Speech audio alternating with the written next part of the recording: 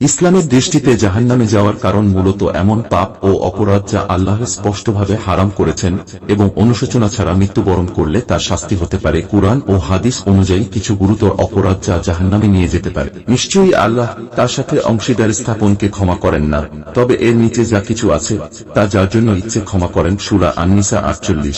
যারা আল্লাহ নবী রাসূল সাল্লাল্লাহু আলাইহি ওয়াসাল্লাম কুরআন বা আখিরাতে বিশ্বাস করে না, মুনাফিকরা জাহান্নামের সবচেয়ে নিচু স্তরে থাকবে। সূরা আন-নিসা 145।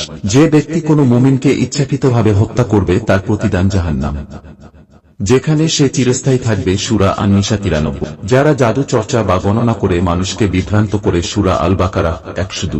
যারা সুদ খায় তারা শয়তান স্পর্শ করলে যেমন পাগলদের মতো উঠে দাঁড়ায়। সূরা আল-বাকারা 275। যারা এতিমদের সম্পদ অন্যায়ভাবে গ্রাস করে তারা আগুন খাচ্ছে এবং তারা জ্বলন্ত আগুনে প্রবেশ করবে। সূরা আন-নিসা 10। আর তোমরা ব্যভিচারের নিকটেও যেও না, নিশ্চয়ই এটি অশ্লীলতা এবং খুবই নিকৃষ্ট পথ। সূরা আল-ইসরা 32। যারা ইচ্ছাকৃতভাবে মিথ্যা সাক্ষ্য দেয় ও অন্যকে ঠকায়। যে ব্যক্তি আত্মহত্যা করে সে জাহান্নামে চিরস্থায়ী থাকবে। বুখারী 57-78। নামাজ ত্যাগ করা ও ইসলামের মূল বিধান অস্বীকার করা। হাদিস: আমাদের ও তাদের মধ্যে পার্থক্য হল সালাত, যেটা ছেড়ে দেয় সে কুফরি করু। তিরমিজি 26-21। এছাড়াও গীবত, পরনিন্দা, চুরি, মদ্যপান, মিথ্যা বলা, অন্যায়ভাবে সম্পদ দখল করা ইত্যাদিও জাহান্নামে যাওয়ার কারণ হতে পারে যদি কেউ সত্যিকার তওবা না করে। তবে আল্লাহর রহমত বিশাল, তিনি যার ইচ্ছা ক্ষমা করেন। যদি বান্দা অনুতপ্ত হয়ে তওবা করে। ভিডিওটি ভালো লাগলে চ্যানেলটি অবশ্যই সাবস্ক্রাইব করবেন এবং লাইক, শেয়ার, কমেন্ট করবেন। আল্লাহ সকলকে সঠিক পথে চলার তৌফিক দান করুক।